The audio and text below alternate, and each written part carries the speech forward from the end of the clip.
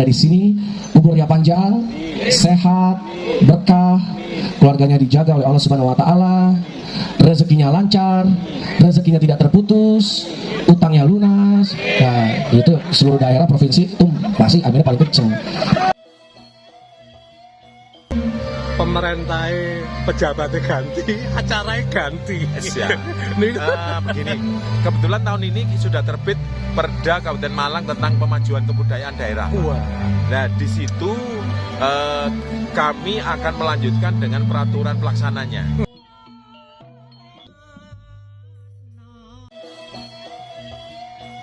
Mas, apa harapan Gebiak Topeng Malang?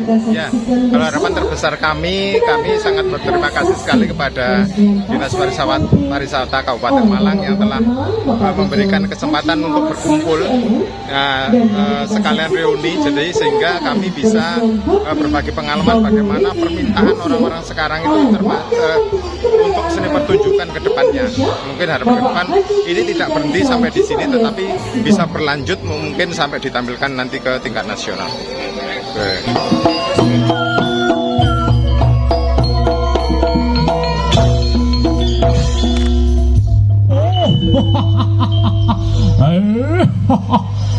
Paman Patih, dina samangke kowe takon golek ronggeng, wis entuk gawe apa durung paman? Enggal agi matur. Sinuwun, dinten samangke kula sampun angsal damel kula angsal ronggeng kalih ingkang nami Rara Jiwa nenggih Rara Tangis buyuh.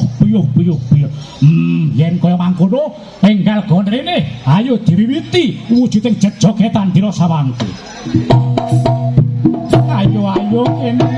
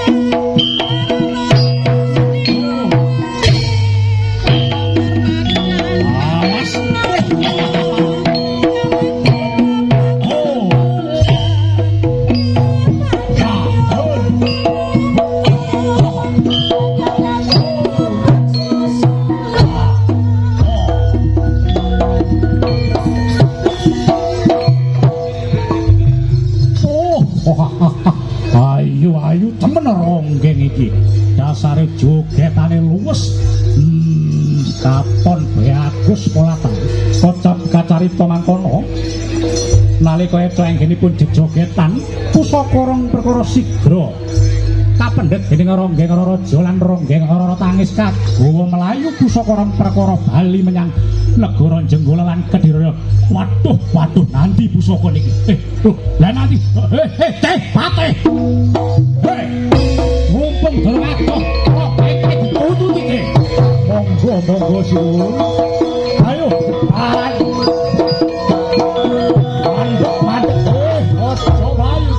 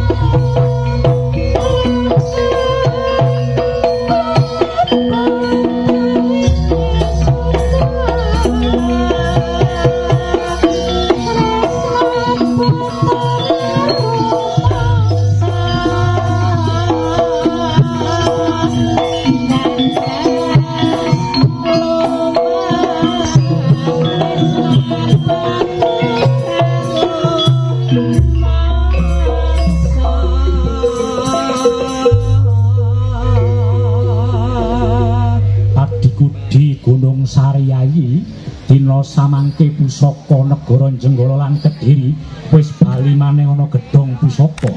Banjur Yayi dina samangke ayo njaga benteng negara sing ati-ati amarga ora kesuwen gawe mesti bakal prajurit Pulu Negara Rancang Kencana bakal nguruk njaluk baline wujuding pusaka rong perkara Yayi.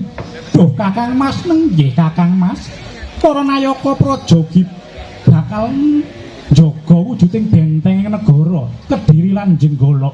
Amit aja mlayu, bae roh pusakane. Kudu sarirane panjenengan. Aja mlayu Panji. Bae roh pusakane.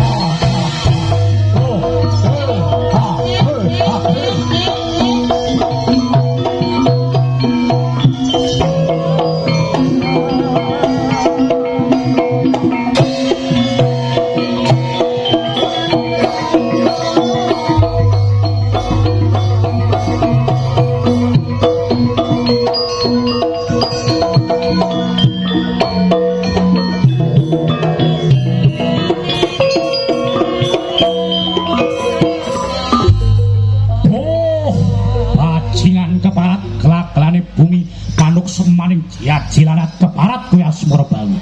Dina samangke ndi wujude pusaka rong perkara oleh tak jaluk ora oleh uga tak jaluk asmara banget. Layu apamu Garuda Lelana pusaka rong perkara oleh tok jaluk yen kowe bisa mateni wong kaya jiwa ragaku Garuda Lelana. Poh sugih kendel Bondowani. Praitna sing ati-ati, atuh parang bedhol tak candak sirahmu tak keplekne Siti Bantala muncrat wah kecocotan ya. Candak morotangan. Ayo wong sabang jempur negara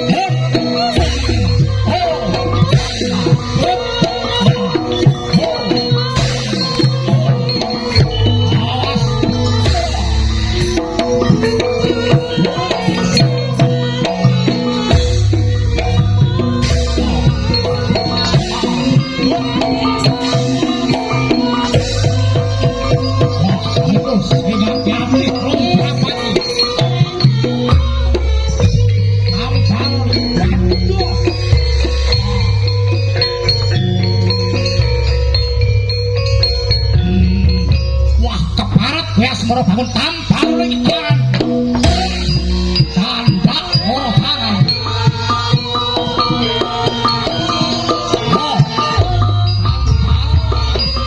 Ayo, tos balung nek.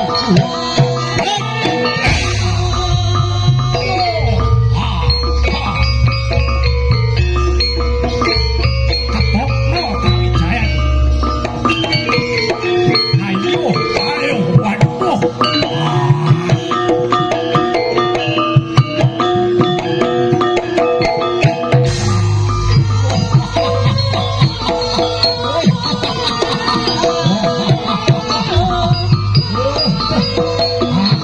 durung kalah.